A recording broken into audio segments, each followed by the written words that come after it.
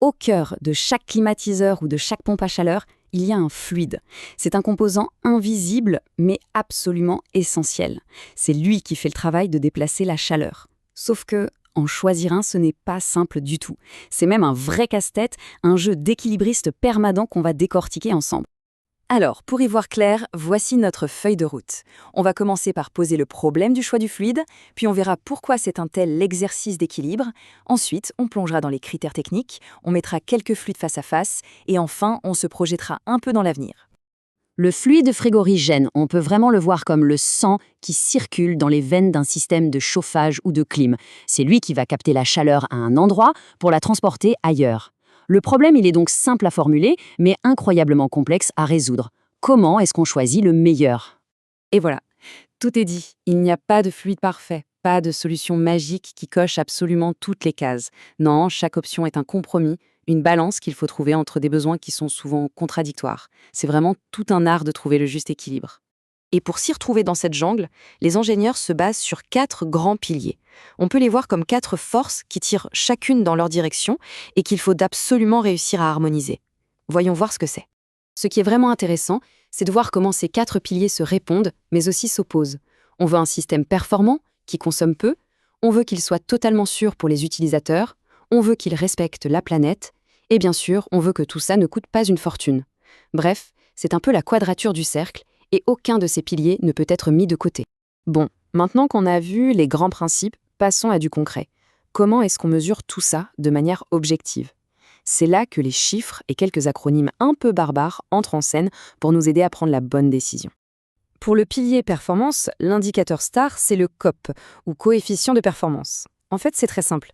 C'est la note d'efficacité énergétique de la machine. Plus le COP est élevé, plus le système est efficace et moins il va consommer d'électricité. C'est un critère essentiel, évidemment, parce qu'un bon COP, ça se voit tout de suite sur la facture d'énergie. Côté environnement, le chiffre qu'il faut absolument avoir en tête, c'est le GWP.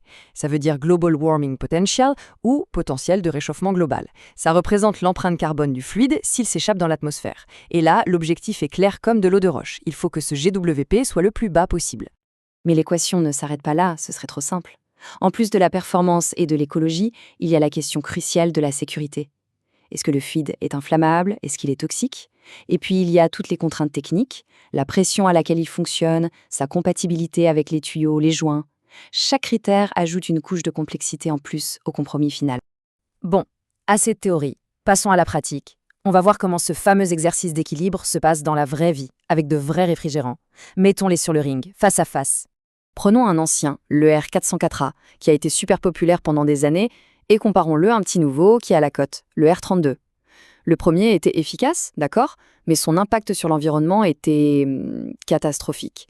Le second, lui, offre de meilleures performances énergétiques, avec un impact climatique bien plus faible. Ça résume toute l'histoire de l'évolution de cette technologie. Regardez bien ce chiffre, 3922, c'est le GWP du R404A. Ça veut dire qu'un seul kilo de ce gaz relâché dans l'atmosphère réchauffe le climat presque 4000 fois plus qu'un kilo de CO2. Quand on voit ça, on comprend tout de suite pourquoi la réglementation a dû intervenir et siffler la fin de la partie pour ce fluide. Et ce tableau, il illustre parfaitement la situation actuelle. On voit les compromis en action. Prenez le R455A par exemple. Son GWP est incroyablement bas, sous les 150. C'est excellent pour la planète. Mais en contrepartie, sa performance est un tout petit peu moins bonne que d'autres. C'est l'exemple parfait de ce fameux compromis. Donc, le point crucial à retenir, c'est que le meilleur choix, ça dépend toujours de ce qu'on veut faire. Pour cette pompe à chaleur qui doit faire de l'eau chaude quand il fait moins 7 degrés dehors, le R32 est un super candidat. Pourquoi? Parce qu'il a une bonne capacité à travailler dans le froid et en plus, son GWP respecte les règles. Le contexte, c'est la clé. Bon, pour finir, tournons-nous vers l'avenir. Quelle est la grande tendance qui se dessine et à quoi on peut s'attendre pour les prochaines générations de fluides? Le message, il est sans ambiguïté. L'impact environnemental, le fameux GWP, ce n'est plus une option. C'est devenu le moteur numéro 1 de l'innovation.